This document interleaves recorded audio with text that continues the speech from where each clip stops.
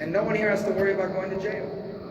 You might get audited by the IRS, you don't have to worry about going to jail. Those freedoms were not free. They were bought for us. They were purchased for us, and they were protected for us by the sacrifices of our men and women in uniform. We can never thank them enough.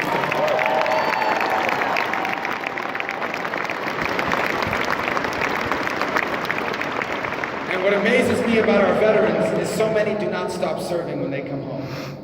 You go to any fire station in America, you are going to meet veterans.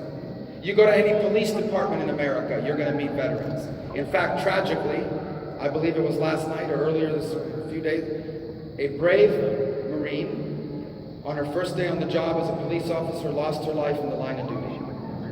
And so I think it's appropriate at this moment to also give a special thanks to our firefighters and to our police officers for what they do for our country.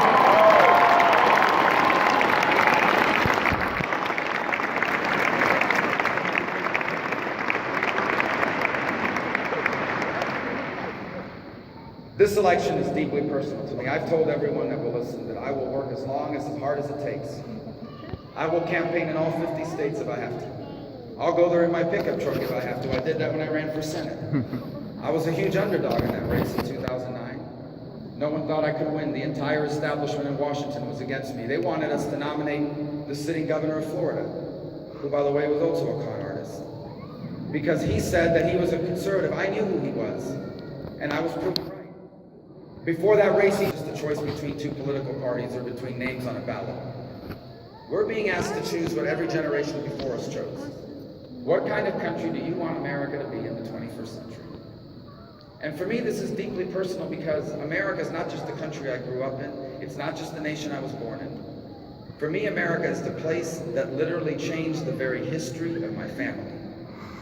My mother was one of 7 girls born in rural Cuba. Her father was disabled by polio as a child, and so he struggled his whole life to provide for his girls.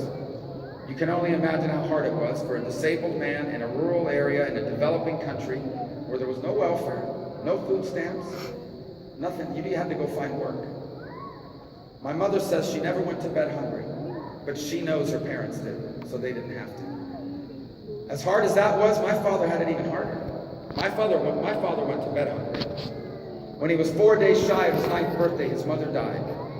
And so my father had to leave school and start working at 9 years of age. If he wanted to eat, he had to work.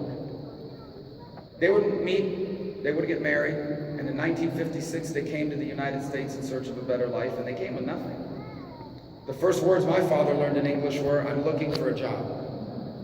They had no money in their pocket, they had no friends here, a handful of relatives, but no connections.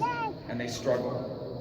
Their first couple of years in America, they were very optimistic people.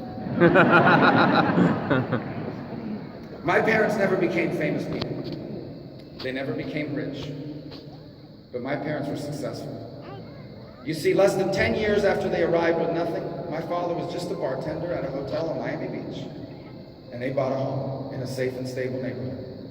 They would work for the next 3 decades, and then they would retire with dignity and with security. But you know why my parents were successful most of all? Because they lived to see all 4 of their children live a life better than their own. The reason why I share that with you is because it's not my story, it's our story. I have not met most of you. In fact, I have met virtually none of you in person. And so I don't know your personal stories, but I know you're Americans. And if you're an American, then that means you are just a generation or 2 removed from a story just like that. Whether they came from another country or not, it was the sacrifices that your grandparents made for your parents. It was the sacrifices that your parents made for you. Maybe your dad was the one that worked 2 jobs and blessed to grow up in the one place where it doesn't matter where you started. It doesn't matter who your parents were or not. Here we believe that everyone has a God-given right to go as far as their talent and their work will take them.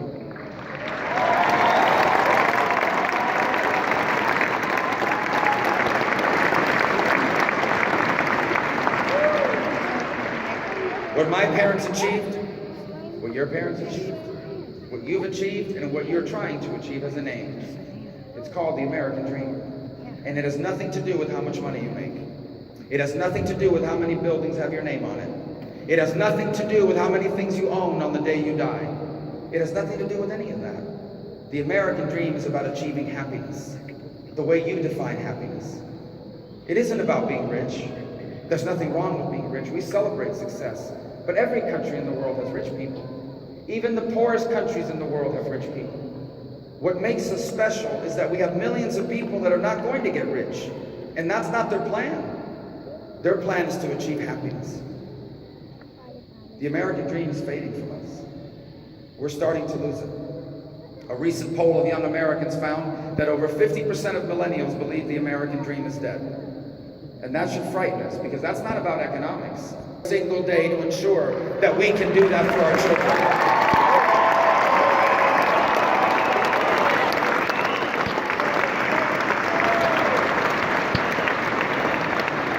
If you give me the chance to serve as president, I will be a president for all Americans.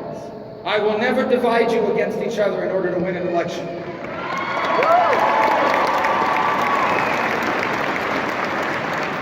I will fight for all of our people, even the people that say nasty things about me, even the people that don't vote for me. I'm going to cut their taxes too. Oh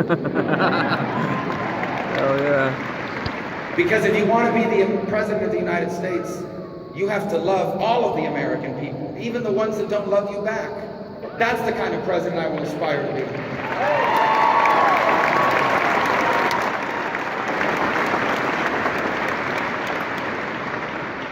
The American dream was not automatic. It did not happen on its own. It happened because for over 2 centuries, each generation in our history did what needed to be done. For over 200 years, each generation of Americans did what they needed to do to leave their children better off than themselves and their country better off than they found it. Now the time has come for this generation to do its part. Now the moment has arrived for you and I, those Americans alive now, to do our part. And when I'm president, we will. When I am president, we will re-embrace the principles that made us special, and we will apply those principles to the challenges of our time. And when we do what needs to be done, despite how difficult things may appear right now, I want you to know what history is going to say of us. Here's what history is going to say about this generation. It will say that we lived in the early years of this new century in a very difficult time. And it will say the truth, that after 8 years of Barack Obama, we almost got it wrong. But then in 2016, we remembered who we were. We remembered what America was. And like the generations that came before us, we rose up and solved our problems and confronted our challenges and embraced our opportunities. And because we did what needed to be done, the American dream didn't just survive. It reached more people and changed more lives than ever before.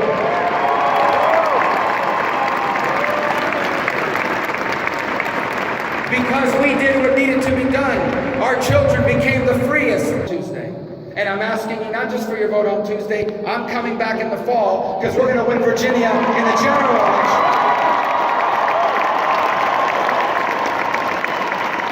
We will win Virginia in the general election, and we will win the presidency, and we will do what needs to be done, and we will leave for our children what they deserve to inherit, the single greatest nation in the history of mankind. Thank you, Virginia. God bless you. Thank you.